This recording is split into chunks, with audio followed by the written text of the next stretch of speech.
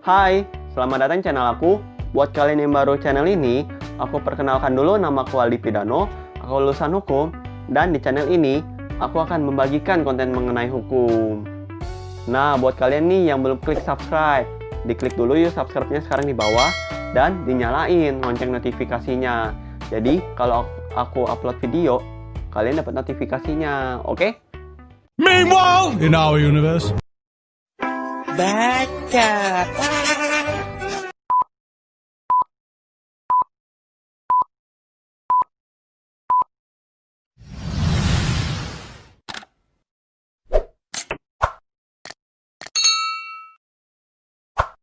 Hari ini aku akan membahas mengenai apa saja jenis badan usaha itu. Nah, jadi jenis badan usaha itu ada dua. Yang pertama itu badan usaha berbentuk badan hukum. Dan yang kedua, badan usaha bukan berbentuk badan hukum. Badan hukum itu apa sih? Badan hukum itu ialah organisasi atau perkumpulan yang didirikan dengan akta yang otentik. Dan di dalam hukum itu diperlakukan sama seperti orang yang memiliki hak dan kewajiban atau disebut dengan subjek hukum.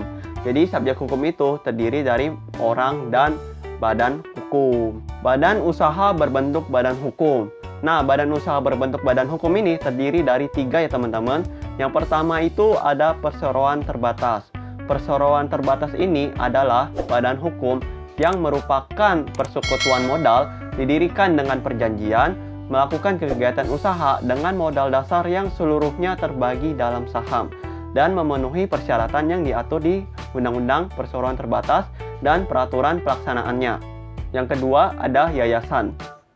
Yayasan adalah badan hukum yang terdiri dari atas kekayaan yang dipisahkan dan diperuntukkan untuk mencapai tujuan tertentu di bidang sosial, keagamaan, dan kemanusiaan yang tidak memiliki anggota. Yang ketiga itu koperasi. Koperasi adalah badan usaha yang beranggotakan orang seorang atau badan hukum koperasi dengan melandaskan kegiatannya itu dengan prinsip koperasi sekaligus sebagai gerakan ekonomi rakyat berdasar atas asas kekeluargaan. Sekarang kita masuk ke badan usaha bukan berbentuk badan hukum, di mana badan usaha bukan berbentuk badan hukum ini terdiri dari tiga juga ya teman-teman. Yang pertama itu ada persekutuan perdata. Persekutuan perdata itu adalah perjanjian di mana dua orang atau lebih mengikatkan dirinya untuk memasukkan sesuatu ke dalam persekutuan dengan maksud untuk membagi keuntungan yang terjadi karenanya. Yang kedua ada firma. Firma adalah suatu perseroan yang didirikan untuk melakukan suatu usaha di bawah satu nama. Kemudian yang ketiga itu ada persekutuan komanditer atau biasa disebut dengan CV.